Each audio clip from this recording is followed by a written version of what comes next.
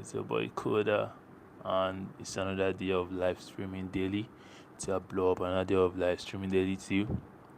Coda becomes a household name, a name, global recognized on God. Amen. All right, today is Wednesday. Wednesday is meant for love and relationships. Love and relationship encompasses a whole lot, and I wouldn't want you guys to miss any bit of it. So yeah, we'll be kicking. Yeah, we begin today's life in the name of the Father, and of the Son, and of the Holy Spirit, and the church say, Amen. So yeah, more. Sorry if I'm looking a bit stressed or if my eyes are looking kind of heavy. I'm just coming back from shooting content. I went out since morning and I'm just returning, so I'm kind of stressed. But we are together in this. So yeah, legendary OD. Bless her, bro. So yeah, God got us. So without further ado, or wasting much of our time, I'll just delve in and get into it straight up. So today is love and relationship. Now, love and relationship can be understood in various perspectives, depending on personal, cultural, spiritual, and philosophical entities. Sorry. Love and relationship can be understood in various perspectives, depending on personal, cultural, spiritual, and philosophical entities. Now, we'll be going into brief exploration on what love is, or a brief breakdown on what love is, and what love could be, and what relationship is equally. So now I have some numbers here on my list, but we'll start accordingly. Now, number one on my list is love is God. Okay, that's the utmost of it all, and that is the most important of it all. Love is God. Now, defining this, for God so loved the world that He gave His only begotten Son. So now, what does this tell us? That love involves giving, and also God so loved us in that while we were yet sinners, Christ died for us. So now, what does this also tell us? That love involves sacrifice and selflessness, or selfless acts. So now our first definition of love is that love is God and God is love. So for you to either understand the broader aspects or the in-depth meaning of love, you should be close to God. And for you to live in love, you should have the habit or cultivate the habit of giving and of sacrifice. And this giving is not the one that you have something tied at the back that, okay, might just give the guy, so when I ask him, he will give me back, or let me help him out, so when I ask him, he will help me out. No, that's not the kind of love. This is selfless love, which involves love and sacrifice. Now, this number two is something I coined out of, a deep thought or deep thought of mine. Love is life. Now, let me explain. This is somewhat bogus and kind of contradictory, right? But I'll give you my understanding or depict to you why I feel love is life. Life is to be lived, and love is to be felt. And to me, love is what you make life to be, and life is equally what you make love to be. Let me break it down so that it won't be confusing. Love is what you make life to be, and life is equally what you make love to be. So both of them are interwoven. So you definitely want to have and enjoy a good life, yeah? That is invariably showing yourself love. That's self-love. And life involves more than just you. And for you to have a happy life, or for you to have a progressive life, definitely you have to work with people, because people help people and people work with people, because what one person will do can be compared to what a team of 6 or what a team of 8 or 20 will do. So I said, invariably showing yourself love and you yourself having to enjoy life or wanting a good life involves more than just you. So when other people are beneficiaries of this life that you want for yourself, or this life that you live in, or this enjoyment that you want to that you want to give yourself, or that beautiful future that you desire for yourself, that becomes a good life. And that automatically in itself becomes love. Because now, gradually, you want a better life for yourself, but definitely there's no how you wouldn't want a better life for yourself. I wouldn't have someone at the back of your mind, or wouldn't have a reason why you are prompting or going ahead, hustling to have a better life for yourself. Because it's either you want to take care of someone, it's either you want to enjoy your money, and you can't enjoy your money alone because you want to spend on people. So that's why I said, to me, love is life, and life is love.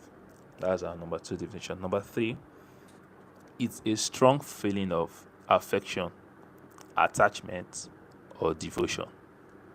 A strong feeling of affection, attachment, or devotion. Now, don't misquote me. These are, reactions or responses of humans to different feelings. But that doesn't generate that this is love. This is just a brief exploration on what love is or what love could be. So that's strong feeling of affection, attachment, or devotion. That's my number three definition. Number four, it can take many forms, including romantic love, platonic love, familiar love, self love, and unconditional love. I'll come again. Romantic love, platonic love, familiar love, self love, and unconditional love. Familiar love is that type of love amongst family members. You get that is one amongst family, your brothers, your sisters, your siblings, your parents. That's familiar love. While platonic love is the type without romantic or sexual features. That is kind of love that you just have either naturally or intuitionally for someone without having that romantic or sexual features or sexual likeness or attributes attached. But this kind of love means more than just friends. Understand? It was named after the philosopher Plato. I know there are some of us that didn't know. So platonic love was named after the philosopher Plato. Plato did a lot of things. Plato was, I think, the student of Aristotle. So how Aristotle was involved in different walks of life and different literature and field of study, that was how Plato also was involved in a lot. You learn from your teacher, or you learn from your master or your mentor. So platonic love came after the philosopher Plato. It's a type of love experienced when we identify qualities we feel complete us with another person. So there are sometimes that you just go either for a concert or an event or a sit out, especially the guys, when you go to like play soccer. Automatically you just see yourself vibing with your bro, or vibing with your next guy, or vibing with your supposed teammates, even if you don't know the person, because you guys have to work together to achieve something. You guys have to work together to be successful. You guys have to work together to either win or be the best team for that day. So this is the kind of love that we identify positive qualities that will feel complete us with another person. That's platonic love, but it doesn't involve romance or sexual features. Number five, it is often characterized by emotions like caring, empathy, and warmth. So these are stuff that love could be, or that love is, or what love could look like. That is characters like care, characters like empathy. Empathy is when you feel towards others how you feel towards yourself. When you can know, probably maybe a friend of yours loses someone, God forbid, and you're able to feel that pain person feels, or your friend is in pain or feeling sad based on one or two stuff, and you're able to feel what your friend feels or put yourself in your friend's shoes. That's empathy. So characters like care, empathy, and warmth are characters or characteristics of what love could be or what love is. Number six, it can be a choice or a feeling or a combination of both. Now, you choose to love someone, you choose to make a relationship work, and you choose the person over and over again, regardless. That's why sometimes, or rather in marriages or in weddings, they say, in sickness and health, for better, for worse, in riches and till death do us part, the rest. So now, love is like it, not love is like love is a choice, because believe me, sometimes love wouldn't do all, or the feelings you feel you have wouldn't do all, or the vibe you feel you guys share wouldn't do all. Now, it's a choice for you to make. It's a continuous choice. It's a journey You feel me? Yeah. So it's you choosing to love someone, choosing to make the relationship work, and choosing the person over and over again, regardless. Let me give you an example. That is why some fixed marriages tend to work. Sometimes even better than those kind of marriages that you see the guy say, "I love you, I love you, I love you." Sorry, the guy say, "I love you, I love you." See the girl saying, "I can't live without you, but days, yeah." Or those kind of p.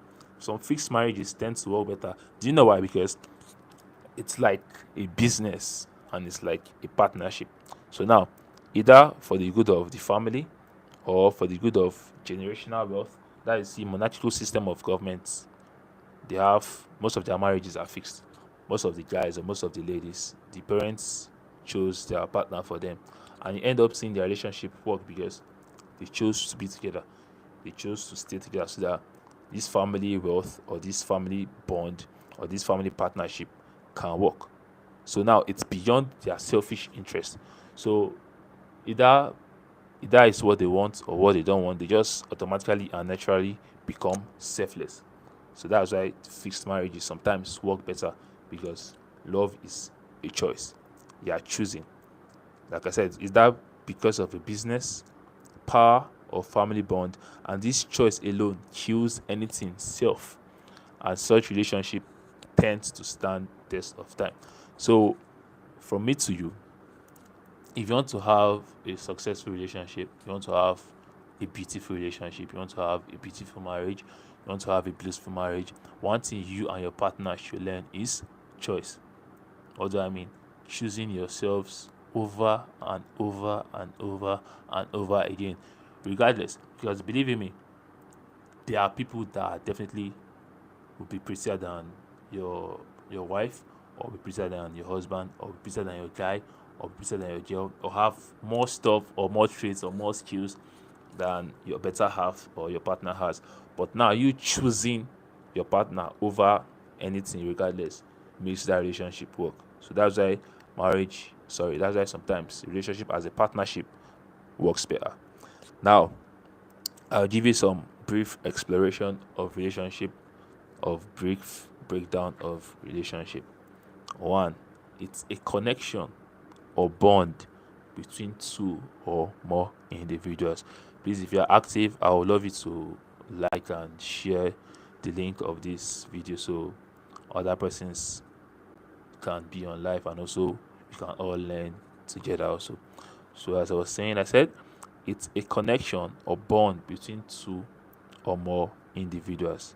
You know, there are different types of marriages. There is monogamy, there is polygamy, there is polyandry, and also there is family relationship. There's work relationship, that's colleagues. So it's a connection or bond between two or more individuals. That's number one. Number two, relationship can be romantic. Same time, it can be platonic. Just as love can be romantic, same time platonic. Relationship can also be familiar and professional. Now, romantic, that is when love, romance, and sexual features are embedded. Platonic, that's when you identify positive traits or positive vibes you feel your partner, or you feel your friend, or you feel your lover complete. But this relationship doesn't involve sex or romance. Familiar relationship, that is one you have with family or friends turned family, or G's turned brothers, or um, girls turned sisters. Then professional relationship, this is the ones you have with your colleagues at work or your teammates, that is in sports. Yeah. Number three, it involves interactions, communication, and emotional investment. So love is an investment, and for relationship to work, you have to pay the price, brother. You have to pay the price, sister. You have to work towards it. You feel me? It's you paying the price for both the profits and the risks, the losses and the gains, or the expenses and everything and whatnot of your feelings. So you cannot be going to a relationship and say, okay, every time, just do, hey, love me, love me. So you can't go to a relationship and expect every time to just up, up, up, up, up, up, up. Definitely, there'll be times that the vibe is low. Definitely, there'll be times that the vibe will be down. Definitely, there'll be times that you guys don't have, that positive atmosphere that you crave, or that positive atmosphere that you need. That is left for you, because Relationship is like an emotional investment. It's there for you that regardless of the mood, regardless of the vibe, regardless of either everywhere is good, there's money, there's no money, God will bless us, all of us will never lack in Jesus' name. Amen. So regardless of that, you still pay the price. That is whether the relationship is going well, I did for you. I'm with you. We are in this together. So it's an emotional investment at the expense of your feelings. Why I say at the expense of your feelings is that it's beyond self, because it's a two-way something.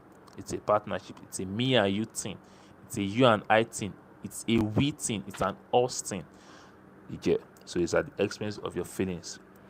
Relationship can be characterized by trust, mutual support, and growth. That is my fourth definition of relationship. So with my definition of love and brief exploration of love and what love could be, and brief exploration of relationship and what relationship can be, you should understand love and relationship as a whole. You should understand the holistic or holistic definition of love and relationship. So that's it for that. Now we'll be delving into some core aspects of love and relationship, and every definition I'm going to give us here is based on relationship. That is relationship based definitions. Number one is intimacy. So these are core aspects of love. These are the bits that form the whole. Just like your body, the head cannot work without the neck, and the neck cannot rest without, your shoulders. They all work together. So these are core aspects of love. You can't neglect anyone. You can't say, no worry, you don't really need that one. Now, there will definitely be time that you would need one of these aspects. So number one is intimacy. Intimacy works with everything. So intimacy involves close familiarity or friendship. Now, one mistake that we make, or that happens that in our generation or currently, most relationship gets ruined, or most relationship doesn't stand the test of time, is because we didn't start in this close familiarity or friendship.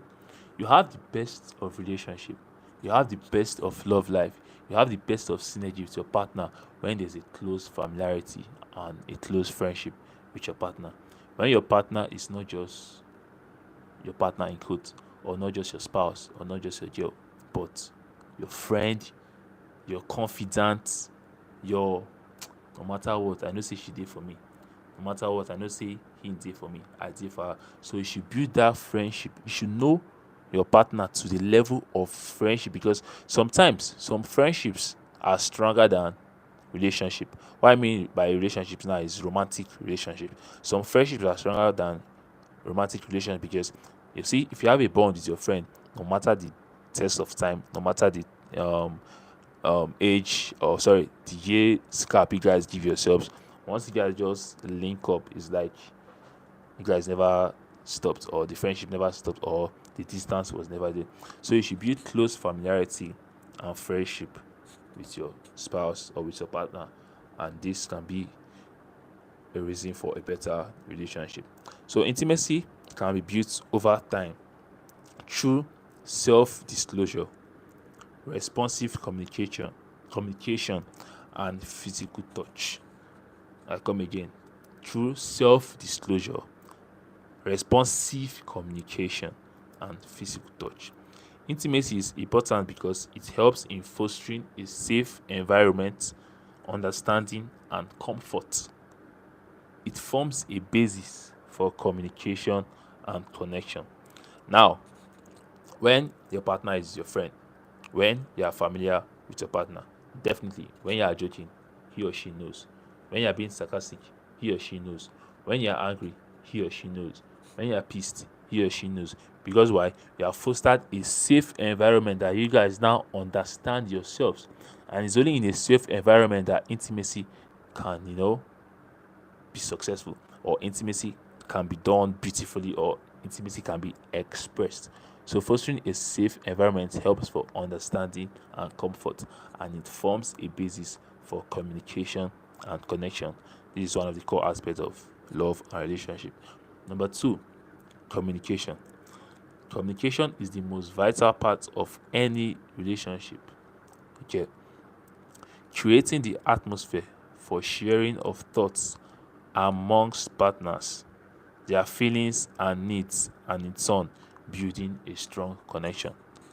That's what I mean by communication. I go again. What does communication entail? It is the most vital part of any relationship. Creating the atmosphere for sharing of thoughts. Now, communication doesn't just come out of the blue or just bring up or something just move from your pocket. Okay, it's time for communication. Get down. Now, so it's you creating the atmosphere. So it starts from probably, sweetheart, how you doing? Honey, what's up? How was your day? Are you good? You do stress. What's up? Talk to me. Talk to me. So you have to create the atmosphere of sharing of thoughts amongst partners, that is amongst you and your partner, their feelings and needs, and in turn building a strong connection. In communication and consistent communication, you get to understand a lot of things about your partner, and this in turn creates a strong connection.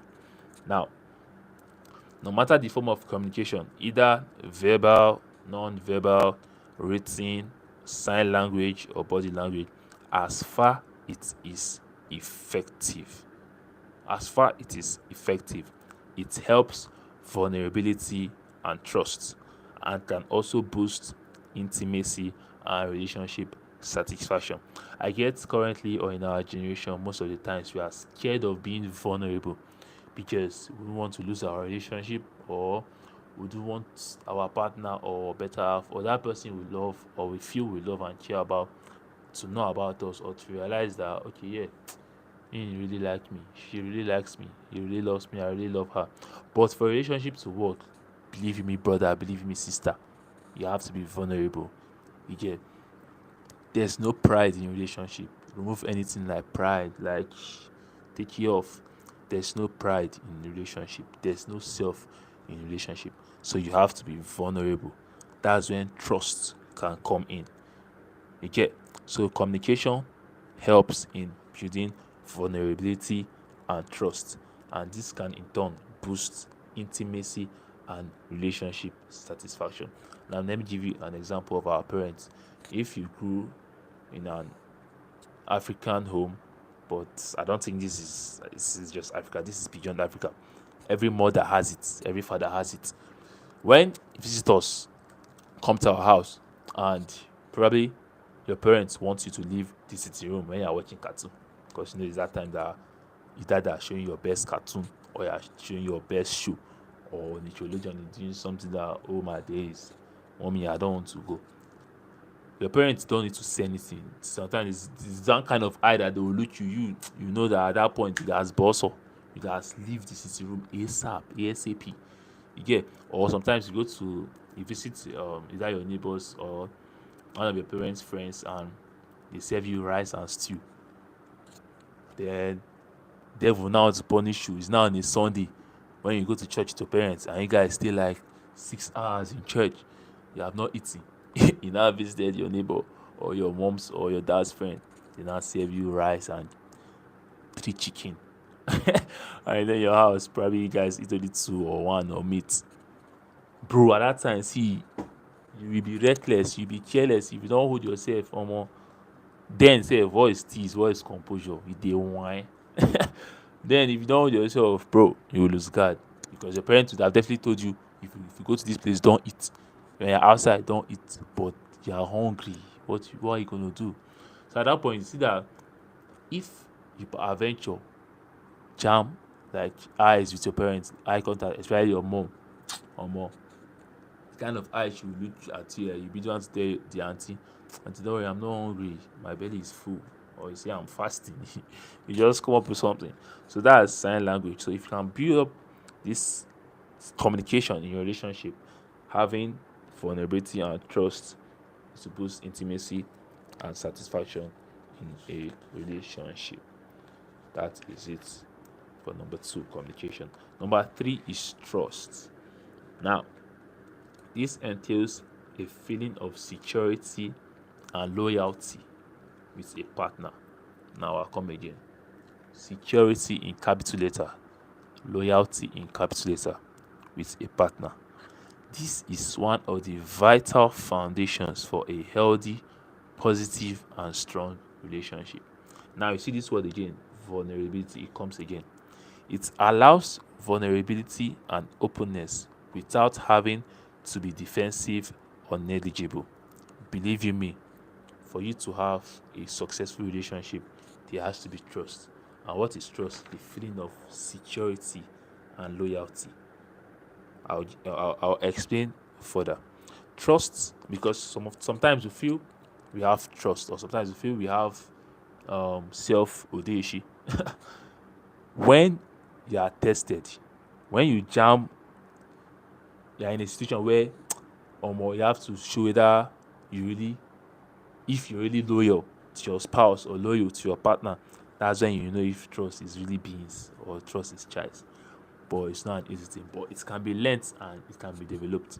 Now, trust can be developed and loyalty tested when partners have the chance to hurt or let each other down, but they don't. I'll read that part again. Trust can be developed and loyalty tested when partners have the chance to hurt or let each other down, but they don't. Now, it may not be your fault, either at your workplace, either your boss or your colleague. Probably he may not know that you're in a relationship, or he may not know that you are married, or so nowadays even the ones that are married, they still fumble.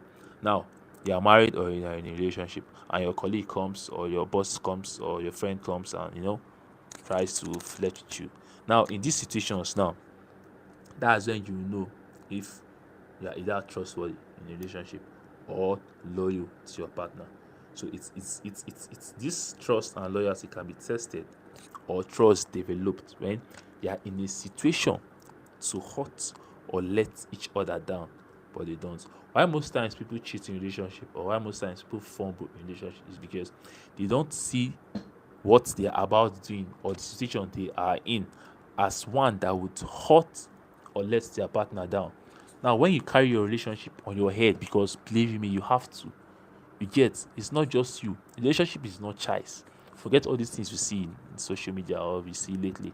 But relationship is not choice. Relationship is a big deal. It's a big deal, bro.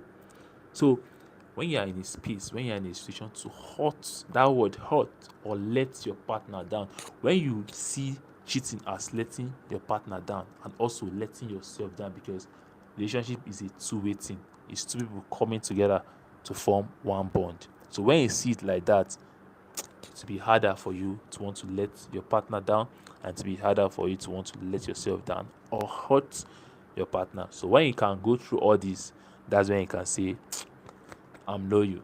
That's when you can say, bro, I'm trustworthy. That's when you can say, nah, I can't cheat on my babe, I can't cheat on my guy, I can't mess up my relationship.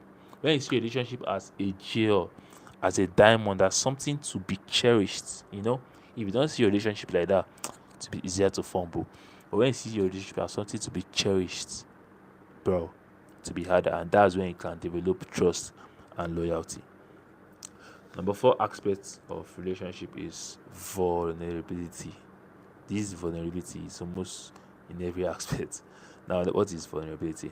This involves being honest and open with yourself and your partner about your feelings, your thoughts, your fears, your past hurts and experiences. Bro, it involves letting your guard down. Now, why do you need to let your guard down? To connect in a plain, raw, and open way.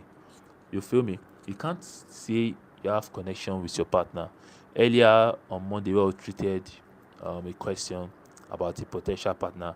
I used something healthy and positive connection.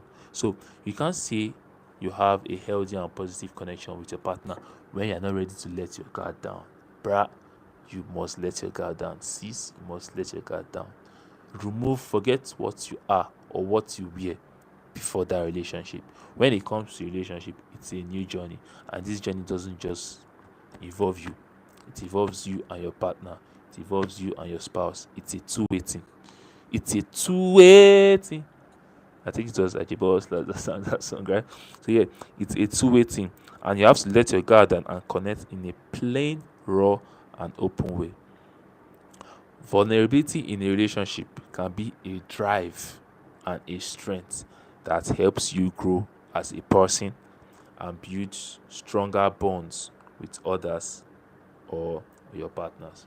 So, for you to have strength, for you to have beautiful growth in your relationship, for you to have strong bonds in your relationship, you have to let your guard down. You have to be vulnerable. Okay, and this brings about satisfaction in your relationship and fosters empathy. That's what vulnerability does. It brings about satisfaction in your relationship and it fosters empathy. So, in any relationship you are, in any relationship you are in any intending relationship, or in quotes, potential relationship, or you stinch, or you see yourself entering one relationship tomorrow or next week, you have to be ready to be vulnerable. That counts for you having a successful relationship. That counts for you having satisfaction in a relationship. And come on, what beats having satisfaction in a relationship? What beats knowing that oh more I'm at peace? Because you are vulnerable. When you are vulnerable, when you are down, your partner knows. When you are elated, your partner knows. When something is not going well, your partner knows. And that can only happen when you are vulnerable. And this will give you satisfaction because you know that if you are going home, you are going to meet someone that understands you. And this person doesn't just understand you, the person wouldn't judge because she also or he also is vulnerable. So we are in this together. It's a two-way thing. That's one thing vulnerability does. That's number fourth aspect and exploration or core aspect, sorry, of love and relationship. Number five, emotional intelligence. Now, bro, a lot of us don't have this emotional intelligence, sometimes known as emotional quotient. As I see sometimes in a workplace, people with EQ are rather put in higher positions than those with the IQ. You know why? You may have the intelligent quotient, but if you don't have that people relationship, if you don't have the vibes, if you don't have that capacity to relate to people, if you don't have that empathy to be able to connect with people, believe you me, you'll be able to lead a company. You'll be able to have a successful company. That's why I see people with better EI, people with better emotional intelligence and emotional quotient are sometimes CEOs, are sometimes managers, because even when the company is tumbling or crumbling or going left, they will still maintain that calmness and ability to maintain calmness in situations when things are not going your way. Bro, that's the highest form of steeze. That's the highest form of composure because in itself it will tell on others when they see that boss no even they shake, they fumble. He maintains calmness, he maintains peace. Your colleagues, your employees, your subordinates will be calm. And when everybody is calm, before you know, there'll be a resolution, there'll be a solution, there'll be the challenge or whatever will be solved. Now, what is emotional intelligence? This is the ability to recognize and manage your emotions and that of others. This is otherwise known as empathy. EQ, that is emotional quotient, is the secret of lasting intimate relationships.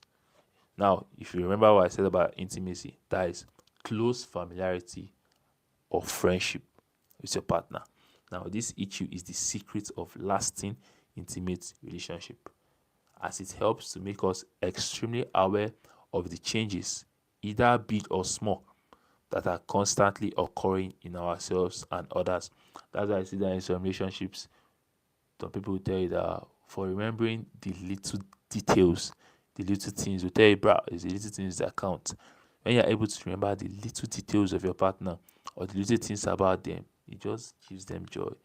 You get. So it can help you manage your relationship effectively and elevate your mood, motivate yourself and that of others. That is one beautiful thing about emotional intelligence in a relationship. Now, some areas emotional intelligence can be applied in relationship. Number one, communication. There's no way communication must come in everything.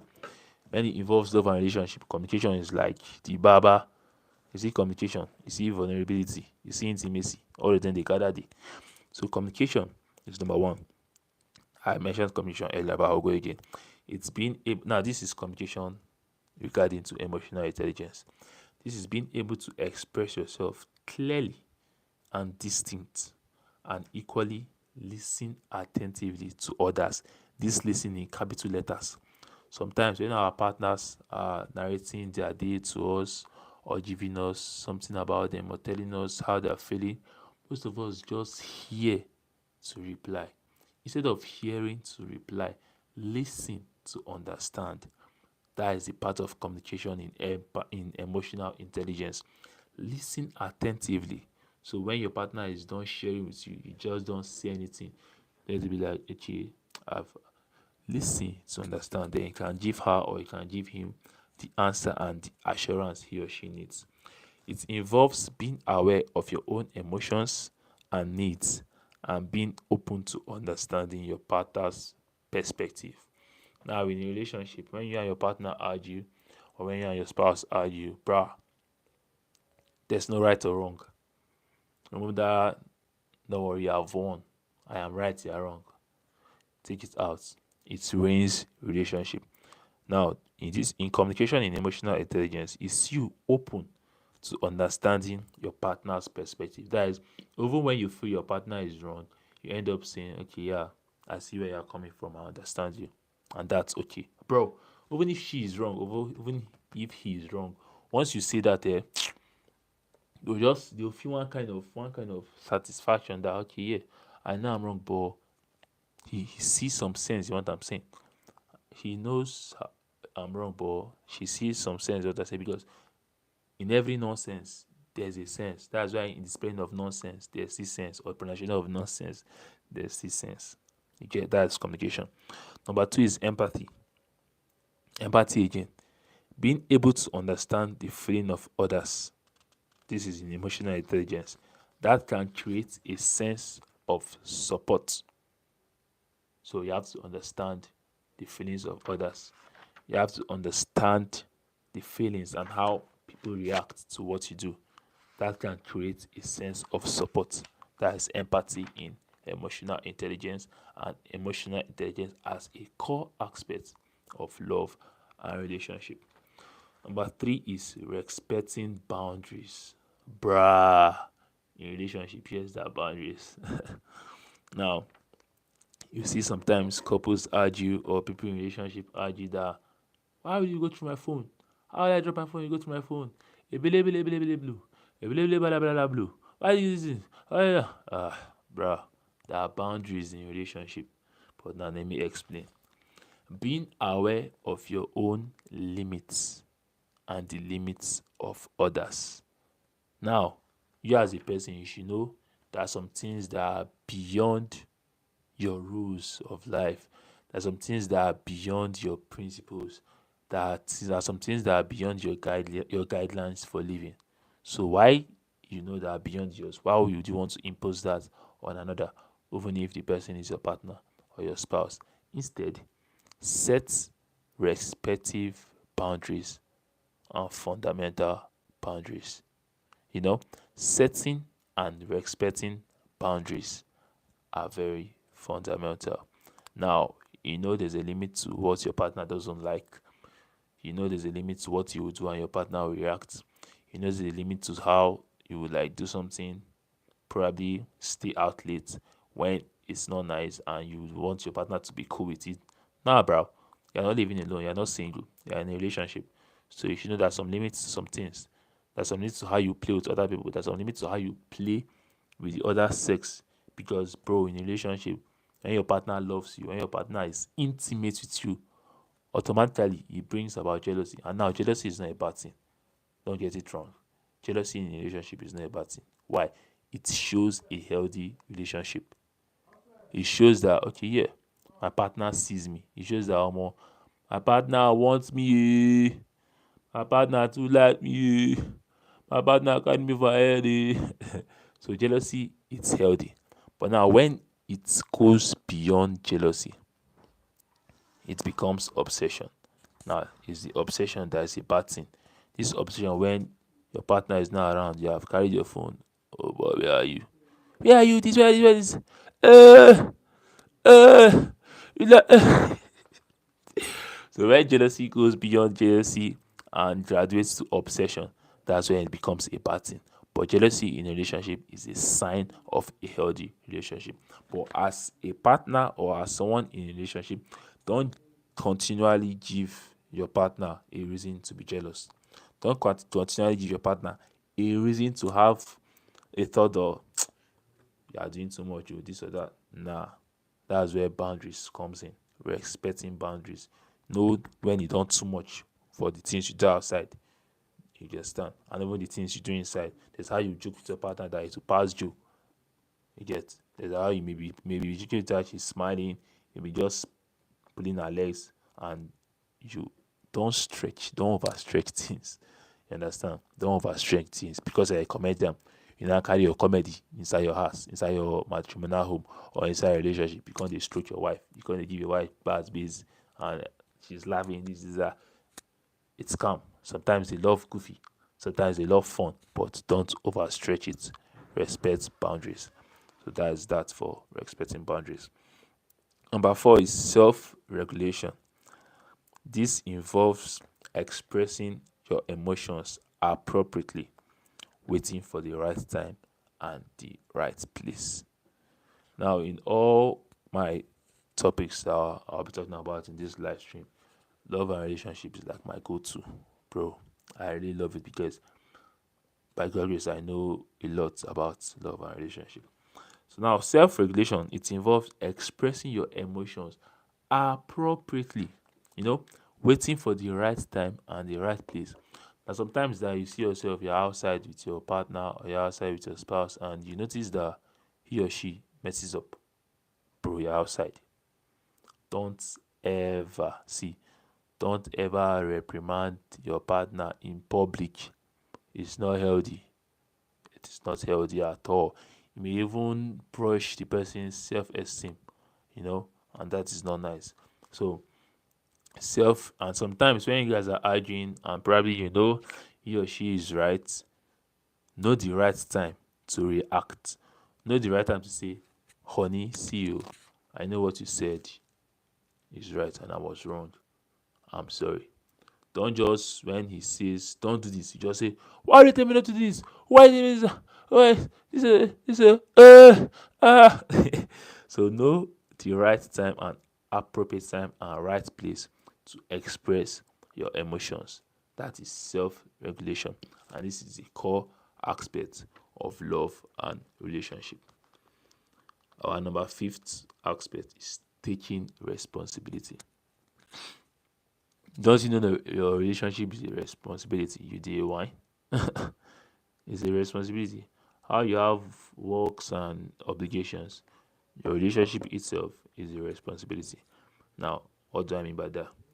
Acknowledging when you have made a mistake or hurt one's feelings and taking practical steps to make amends. I come again, taking responsibility as our fifth aspect of love and relationship. Acknowledging when you have made a mistake or hurt one another or hurt your partner or hurt their feelings and taking practical steps to make amends. You know how practical it is to offend someone, Abby? You know how it is like a line or a chain when you offend someone. Sometimes it comes with that. It's like staircase is increasing. Sometimes it come down, but you've offended the person. Now, when you have offended your partner, you should know when you have, and you should acknowledge that yes, so I made a mistake. Yes, I actually bruised their emotions. I actually bruised their ego. I actually ruined the beautiful time and moments we're having. You will take practical steps. You wouldn't just go, I don't tell you sorry now. You said today carry things for mind. I don't tell you sorry. Oh, yeah, sorry. No, it's feelings here. You know, when someone is hurt, it tours more on the person than when the person is happy. You know why? Because that's a negative feeling. So when you're sad or when someone has hurt you, it's like your body is boiling, your system is boiling, and When you are boiling emotionally and psychologically, believe in me, it's hot more than when you are boiling physically. That's why I see some persons is that in their boiling state or anger that they will carry television, boy, carry pali, hit windscreen, scatter car, scatter house, scatter this, scatter that, because at that point they are not yourself. That's why you shouldn't be too quick to anger your partner or be too prone to anger your partner. And even when you have, acknowledge that you've made a mistake, acknowledge that you've hurt the person's feelings, then take practical steps to make amends. Don't just come out novice. You get, admit that you messed up, admit that you've done wrong, apologize. And after apologizing, it doesn't just end there. You observe and see, okay, has our countenance changed? Has his countenance changed? Are we cool now? So you take practical steps. And when you see that, okay, everywhere don't calm, oh, that's when you now put in the joke. You say, you safe, I take kiss. No reason that thing. Don't mind what I did. So, it's steps, it's a gradual stuff. That's it for taking responsibility. And that aspect of love and relationship, and that core aspect of love and relationship is compromise and understanding. Background. These factors are factors for a healthy relationship. You see, compromise and understanding. Sometimes, you will let yourself down for your partner to be happy. Sometimes you will let go of your pride. You come out that suit, come out that coat, where they give you wings, so your partner will be happy. Understand? So these are important factors of a healthy relationship. Compromise is a way to resolve disagreements. And now this compromise and understanding works in hand with taking responsibility. Compromise is a way to resolve disagreements while maintaining a relationship. And now I'm not talking about steez. You get, is a way to resolve disagreements while maintaining your relationship. That is, when you and your partner are not in good terms, you guys will resolve that disagreement without it affecting your relationship. You guys will resolve that disagreement without it ruining that special bond or that special moment you guys have had. You know that sometimes that when you're pissed with your friend or when you're pissed with your partner and you guys are having a good time or you guys are outside, you guys quarrel before you know that, in fact, I'm going home. If you like, come. If you like, don't come. Sort yourself. Nah. When you guys realize that, okay, yeah, you have both messed up, you should be able to compromise at that point. You should be able to resolve your disagreement and still maintain your relationship. Resolve your disagreement and still have that fun you were having even before the disagreement. Now, it can involve both parties giving up something to reach a mutually beneficial understanding. You get? If it's your ego, give it up. If it's your steez, bruh, make your relationship work. Give up the steez. At that moment, I beg, just try. Give it up. You get? To keep your relationship alive. So if it involves giving up something to reach a mutually beneficial understanding, mutual, that is both gains, both parties gains, and beneficial understanding. On the other hand, this can be achieved through listening. Yeah, and it's a fundamental part of compromise and effective communication. What is the fundamental part? Listening. You get, sometimes you've offended your partner, you've offended your spouse, you've offended your girl, you've offended your wife, vice versa. When the person is explaining him or herself out, don't react, don't say anything, don't judge, don't try to form right, don't try to say, but this is. Listen, listen attentively. When the person is done explaining, bruh, believe you me, no two sides of a coin are the same or is the same. So when the person is done explaining, you still see one thing that channels to you that you mess up. And even if you didn't see anything that channels that you mess up, for the sake of a relationship, compromise and understand that in this case, your partner is hurt, or in this case, your spouse or your friend is hurt for the sake of the relationship. So compromise and listen for effective communication. For what? For saving your relationship. For a beautiful relationship. So now you can best enjoy compromise in a relationship when there is mutual trust. You get, for you to have a beautiful relationship, for you to have compromise, for you to have understanding in a relationship, there has to be mutual trust. And now going back, what is trust? I said trust entails a feeling of security and loyalty. You get, you have to feel secure and you have to be loyal to your partner. And security and loyalty is not a one day something, it's a journey. And I said trust can be developed and loyalty tested when partners have the chance to hurt or let each others down, but they don't. That's when you can say in a relationship there's trust. In this relationship there's loyalty. And there's a chance for you to mess up. When there's a chance for you to fuck up. But don't use that as fuck up. When there's a chance for you to hurt or let your partner down, but you don't. That's when there's trust. And compromise can bring about a better relationship. And compromise can be best enjoyed in a relationship when there is mutual trust. Our last core aspect of love and relationship is support and encouragement. Now, sometimes just having someone that believes in you is all it takes. Sometimes just having someone that says, "Hey, babe, I got you. You can do this, bruh." It's all it takes. Sometimes just having someone that says, "Don't worry, you have a beautiful day. Don't worry, God go before you and be with you. Don't worry, wherever you go, they'll favor you. Babe, don't worry, you got this. Don't worry, you have the skills. Don't you believe? Come on." So when you have someone that does this, someone that believes in you, supports you and encourages you, that is a key aspect of love and relationship. Someone that believes in you and takes everything in him or her to push you through from one step to another, one day to the next, one challenge through another to a breakthrough and a happy relationship also. Because support and encouragement doesn't just involve the aspects of life or involve the characteristics of life. Support and encouragement comes in relationship massively. So that's it for core aspects. I'll give you a recap. Number one core aspect of love and relationship.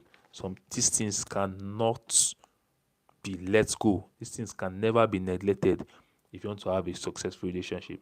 These things cannot say, okay, man, I remove one, man, I leave two, man, I focus on four, man, I leave one, I focus on seven. Nah.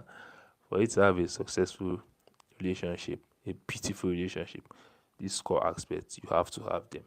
Learn them and build them. Number one is intimacy. Number two is communication. Number three is trust. Number four is vulnerability. Number five is emotional intelligence. And number six is composure and understanding. And the last but not the least, support and encouragement. For you to have a beautiful, a successful relationship, because relationships are successful. And I think it's only in class that you just write test and pass. I think it's only in life that you hustle and you make it to be successful. Your relationship too. How you hustle, how you read to pass the exam, how you hustle to make money. That's how you have to hustle. That's how you have to read your partner. That's how you have to read your relationship to pass it to have a successful relationship. And these seven aspects are the core ones that can't be neglected. So yeah, in relationships, support and encouragement can mean being there for your partner, listening to them and showing them you care, no matter what they are going through. Using the "we are in this together" card plays a huge role, no matter what your partner is going through. For you to just tell your partner, "Babe, we are in this together. Baby, I got you. Don't worry. Everything will be fine. It is well." The person goes like, "I did this, so I lost my job. Oh, eh. I went out, I never had job. Oh, eh. I went out, no money to eat. Oh, eh. That. Oh, eh." I pray we never have circumstances or reasons where we will lack. In Jesus' name, amen. But being there for your partner, regardless of the happy moments, the joyful moments, the trying moments, the challenging times, the sad times, being there for your partner and supporting them through thick and thin as a relationship entails and as a marriage entails. That's what support and encouragement is all about. And it plays a huge role in ensuring a beautiful relationship. If you've been with us from the beginning till now, brah, You are the real VIP, like VVIP. Come on, you're an OG. Thank you. So this brings us to the end of today's session. Our next love and relationship class session, which is next week Wednesday, I'll be talking about relationship types, and I'll give you the breakdown of love and relationship types. You see yourself, you find yourself in some kind of relationship, be like, hi, this one, situationship, what is leading out of this? What is coming out of this? Remove all those tags. I'll give you relationship types, and you know the one you want to have or the one you want to live in. So yeah, we've come to the end of today's session. Bless up. I appreciate you guys, being with me from day one. Today is day four. We are making progress. We are having viewers, it's increasing, it's reducing. People are coming, people are going. I understand. We are just starting. So gradually, I believe God will take us to, where I want to get to. And please stick with me. Share this link even after this video. The video will be live.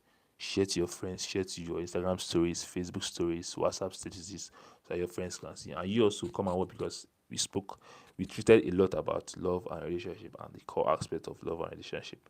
So thank you. I remain your boy Koda, the fucking vibes. You know this. Thank you. If it's night where you are, where I am, it's night.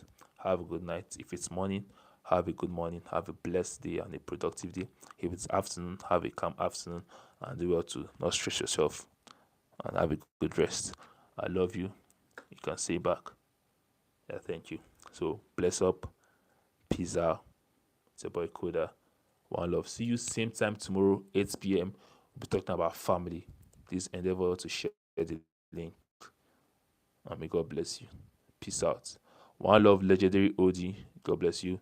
If you're alive, can you just drop love also, so I know you're with me. So yeah, see you same time tomorrow, 8 p.m. We'll be talking about family. Family is more than what you think it is. Family is more than that's my dad, that's my mom, that's my brother, that's my and different friendships that can lead to family, and different families that you have, or you feel you don't have but you have. So yeah, see you same time tomorrow, 8 p.m. and see you next week Wednesday. We'll talk about relationship types. Bless up. I appreciate you. One love. It's your boy Koda. Fucking vibes.